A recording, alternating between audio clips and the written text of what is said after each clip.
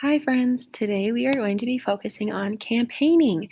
Um, Maybe you've seen this on TV, on commercials, just around the neighborhood, around the area, about the presidential campaigning, maybe local elections for governor. You've seen all of these different techniques, and we're going to be kind of focusing on that today. Our I can statement is I can understand the importance and recognize the different methods of campaigning. So, one of the key words that we are going to be talking about today is campaign manager. And this person is hired by the presidential nominee um, so that they can kind of run the show. So, they are doing most of the behind the scenes work. They are making sure the nominee is at the right place at the right time, setting up all of these different things, probably creating posters and things to sell, creating ways on how to fundraise for their campaign. And we'll talk more about that a little bit later. But the campaign manager is the person in charge, and they do a lot of the behind the scene work, keeping everything smooth and running. So, fundraising. If you think about fundraising, it is when someone or a group of people want to try and raise money for something. Sometimes this is for people, maybe for medical bills, maybe you're trying to raise money for that. For this is more so talking about the campaign itself because it does cost a lot of money to run for president. And on Wednesday, we talked about how presidential candidates start fundraising and start getting their name out there like 2 years before, just because this process is very lengthy as well as very expensive. And so, if we look at this chart right here, if we look at the election year, it goes from 2004 to 2016. In 2004, almost $2 billion was spent. And then in 2008, almost $2.8 billion was spent just on campaigning. 2012, it went down a little bit, but $2.62 billion is still a lot of money. And then last election in 2016, $2.39 billion was spent. Some of these funding sources come from small individual contributors. So if you or I want to donate to someone, that is a small contribution that you are giving them, maybe a few dollars here or there.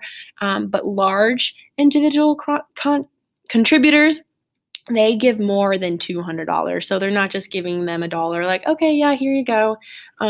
This is more than $200, and these donations are a lot bigger. Political action committees, as well as the candidate's own money.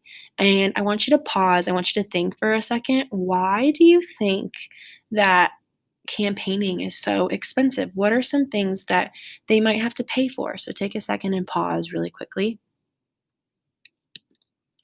Well, okay. So we're going to look at this. Why is this so dang expensive? I have no idea. Well, one of the things is president candidates, they hold rallies.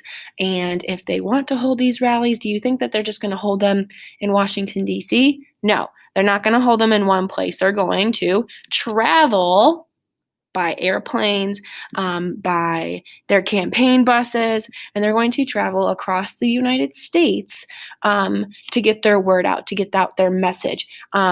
To have this arena, that costs money. To travel by plane, that costs money. To get this bus, especially if it's has printed like your campaign slogan on it. This one is for Hillary Clinton.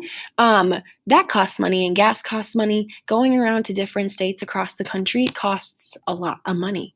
Especially if they're doing this 2 years prior, imagine 2 years of constantly traveling and spending money on gas and plane tickets and renting out arenas. It can get kind of expensive. Another reason, you have probably seen a lot of ads on TV, specifically so for Teresa Greenfield. You're probably sick of Teresa Greenfield if you've seen so many commercials pop up about her, especially on YouTube.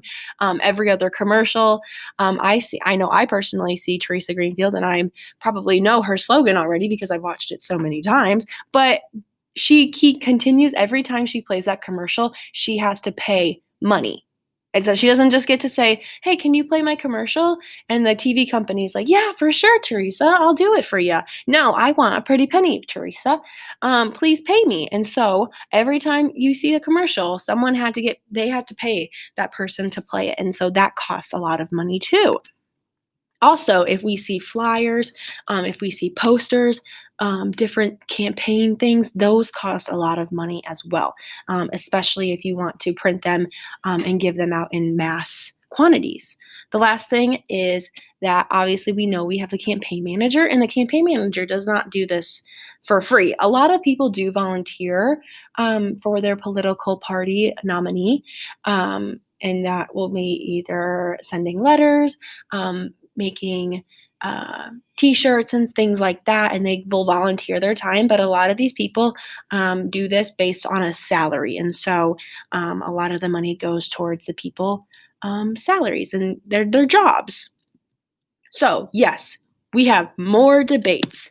Really, more debates? Yes, very much so. We have more debates. And you're like, "Oh my gosh, we've already had so many debates, Miss Mafia." Yes, I know, we've had so many, but yes, we do have more. And so the most recent debate we've had was with Trump and Joe Biden, and then as well as our vice president debate. And so we have 4 debates leading up to the final vote. And unlike the primary debates, what we learned about on Wednesday, the primary debates are against the same party. So Democrats talking against Democrats, Republicans talking against Republicans. These debates are against the other presidential candidate from the other party. So in our case, from this year, Joe Biden, Democrat, talking against Trump, President Trump, Republican. So we're going to look at some campaign strategies. I like to kind of think about this as like a playbook. Leading up to these elections, they kind of have teams that they're devoted to convincing the public and the party to vote for their candidate. And they create elaborate websites, raise money, and they do so much more. And so they kind of are creating this little plan book. And the best strategies.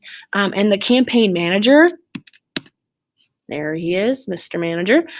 He helps oversees this and forms this strategy. So we have a few modern day campaign practices. One of these being just signs that you might see in people's yards. Maybe these are flags, posters, flyers, buttons, those kinds of things.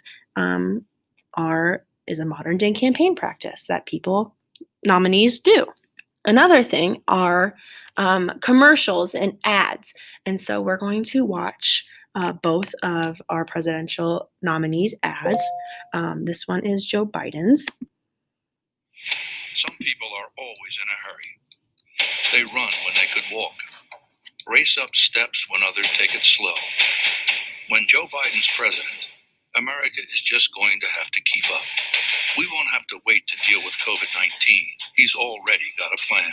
Won't have to wait for a president on the side of working families. He's from Scranton. No one has to tell him Wall Street didn't build this country. He knows who did. We're a nation that's been hit hard by this virus. But Joe Biden knows when you get knocked down, you get up off the mat. No one. So that was a little clip bit of theirs. Usually at the end of campaign videos, they will say, "I approve this message." I think he says it here. Together. I'm Joe Biden, and I approve this message. Okay, so yeah, we get the idea for his. His was a little bit longer. Why is this not working? There we go. Okay, now we'll watch President Trump's campaign video. President Trump is recovering from the coronavirus, and so is America. Together, we rose to meet the challenge, protecting our seniors, getting them life-saving drugs in record time, sparing no expense. President Trump tackled the virus head-on, as leaders should. I can't imagine that anybody could be doing more. We'll get through this together. We'll live carefully, but not afraid. I'm Donald J. Trump, and I approve this message. So yeah, at the end they'll be like, yeah, usually I'm so and so, I'm Miss Mafia, and I approve this message.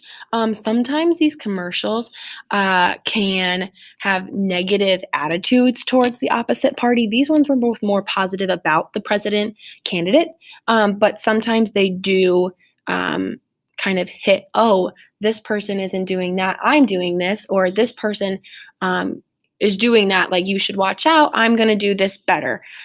So those are kind of different commercials that they do. And commercials cost money in the in the grand scheme of things. Also, they attend rallies to build their loyalty to people. They will go to different places around the country, and people will come and listen to them speak and give their ideas, give their opinions and reasoning for wanting to be president. And that is another practice that they do.